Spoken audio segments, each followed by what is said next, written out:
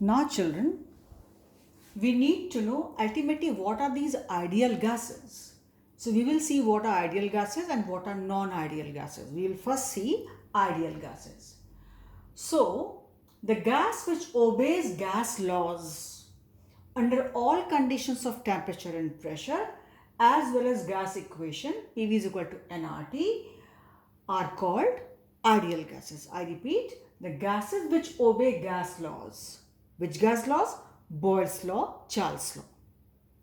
And gas equation PV is equal to nRT.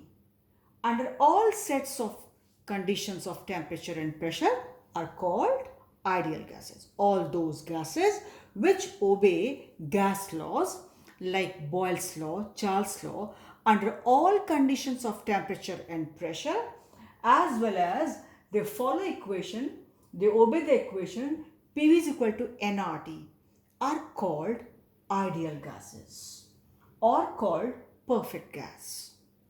The gas which obeys gas laws and gas equation PV is equal to nRT under all sets of conditions of temperature and pressure are called your ideal gas or called perfect gas.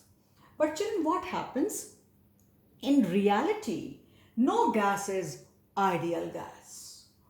All known gases which we have, hydrogen, oxygen, nitrogen, ammonia, what all, they all are real gases.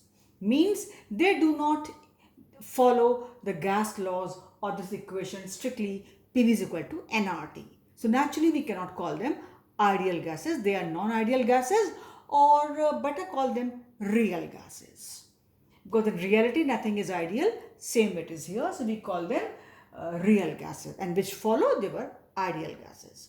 We don't call non-ideal gas, we call them real gas. One side ideal gas, and the ones which are not ideal we call them real gases. Now, at fairly high temperature and low pressure, the behavior of real gas is almost similar to that of ideal gas, and they obey ideal gas equation also, which is PV is equal to nRT.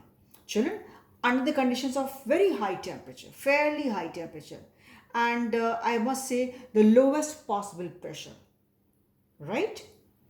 When we have very high temperature and the lowest pressure possible, very low pressure possible, under those conditions of high temperature and low pressure, your real gases also behave very much like ideal gas, and they follow the equation PV is equal to nRT.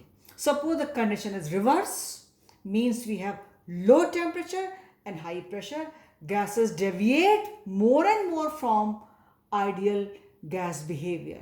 But as we go on increasing temperature, at very high temperature, fairly high temperature and very low pressure, what happens? The gases molecules are quite far apart, which is the first condition of gas molecules, and no force of attraction. Under those conditions of fairly high temperature and very low pressure, even your real gases start behaving like ideal gases, and they follow equation PV is equal to nRT.